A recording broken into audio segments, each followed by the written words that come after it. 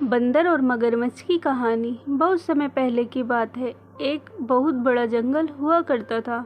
वहीं उस जंगल के पास ही एक नदी बहा करती थी। नदी के किनारे एक जामुन के पेड़ पर एक बंदर रहता था।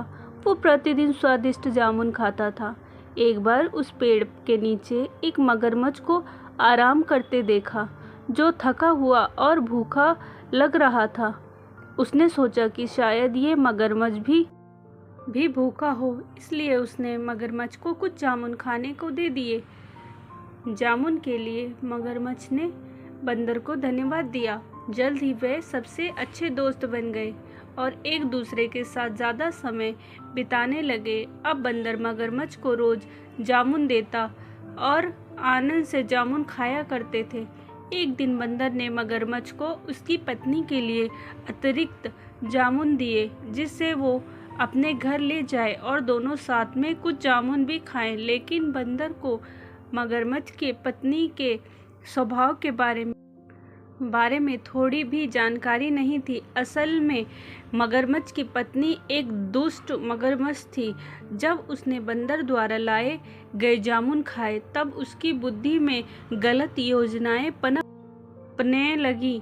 फिर उसने अपने पत्नी से कहा कि अगर ये जामुन इतने ज़्यादा मीठे हैं, तब इस जामुन को हर दिन खाने वाला बंदर का दिल कितना ज़्यादा मीठा होगा। वो बंदर एक का दिल खाना चाहती है, क्योंकि वो भी इस जामुन की तरह ही काफ़ी ज़्यादा मीठा होगा। मगरमच्छ पहले तो परेशान हुआ, लेकिन फिर उसे अपनी पत्नी की इच्छा के आगे झुकने का फैसला किया। अब दोनों पति पत्नी ने उस बंदर को मार कर खाने की योजना बना डाली। अगले दिन मगरमच्छ अपने दोस्त के पास चला गया। उसने बंदर को बताया कि उसकी पत्नी ने बंदर को खाने पर घर बुलाया है, क्योंकि वो बंदर द्वारा दिए गए जामुन से काफ़ी ज़्यादा खुश हुई है।